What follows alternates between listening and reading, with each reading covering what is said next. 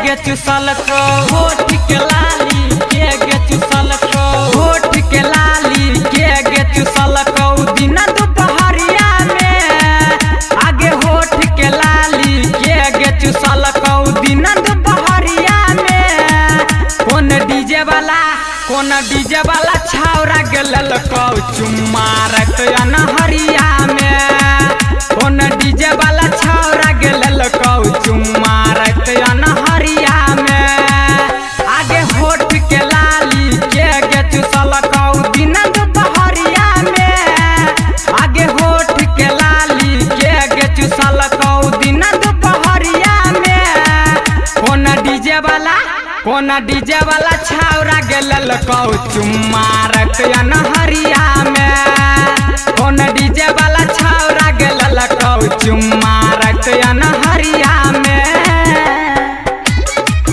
कौन डीजे वाला छावरा गेल को चुम्मा रत अनहरिया में कौन डीजे वाला छावरा गेल को चुम्मा रत अनहरिया में।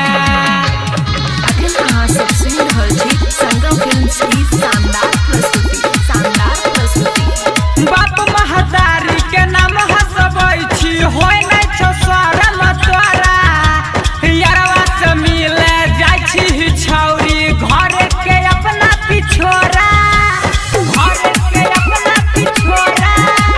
बाप महतारी के नाम हसबै छी शरम नै आबै छौ तोरा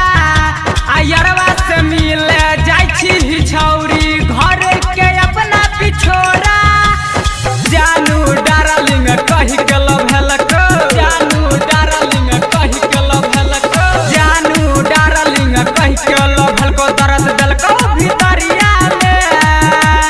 जानू डार्लिंग कहि के लभलक दर्द देलको भितरिया में कौन डीजे वाला छावरा गेल को चुम्मा रत अनहरिया में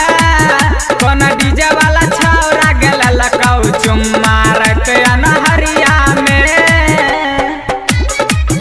कौन डीजे वाला छावरा गेल को चुम्मा रत अनहरिया में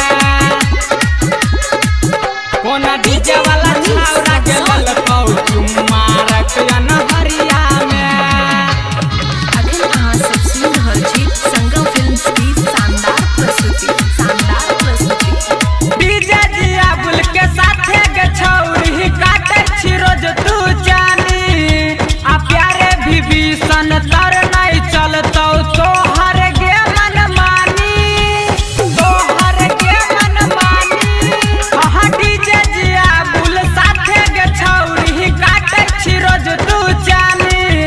आ प्यारे भी भीषण तर नहीं चलतौ तोहर गे मन मानी राइटर गुडू बाबाली के छौरी राइटर गुडू बाबाली के छौरी राइटर गुडू बाबाली के छौरी मुँह मार तोरा थरिया में